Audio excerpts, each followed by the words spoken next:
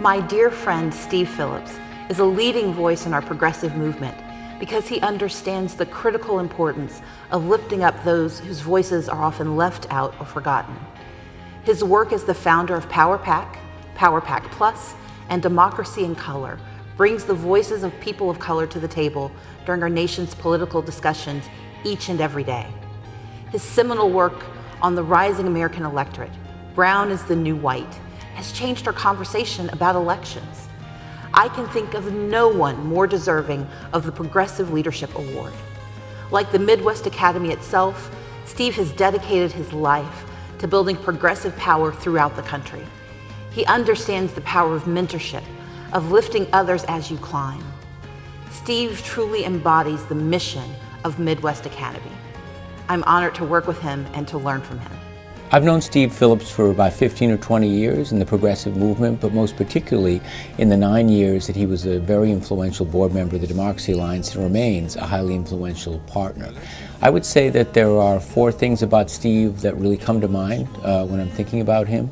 One is that he's been a visionary. I can't think of anybody else who's done more to lift up the notion that communities of color need to be mobilized to participate in this democracy, and that our democratic future is really depends upon that. In his analysis, in his activism, in his very influential book, Brown is the New White, Steve has really been the leading voice on those issues and has an enormous influence within the DA and outside the DA.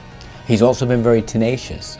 Nobody has been staying on the case in his tenacious a way as Steve to hold institutions, the Democratic Party, party committees, political spenders, groups like the Democracy Alliance, to account for inclusion and diversity and the role of people of color. He has been principled.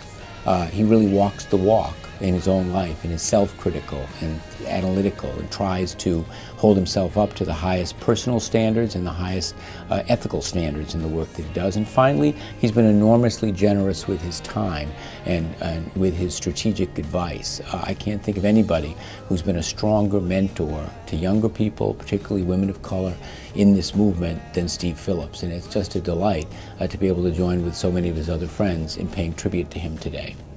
I first met Steve in 2015 after he reached out to me to get lunch, saying that he had an idea, which, knowing what I know now, I should have been a little nervous about, but I was actually really excited because I had heard about him for a really long time.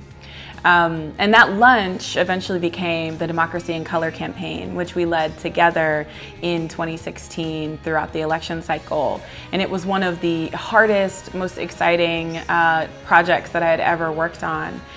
You know, I feel like a lot of people know Steve for his obsession with facts, with data, being in the Excel spreadsheets, and his biting political analysis. But what I also hope that we remember about Steve, and what I cherish so much about you, Steve, is your investment in young political leaders. You haven't only changed our careers, but you've really changed our lives.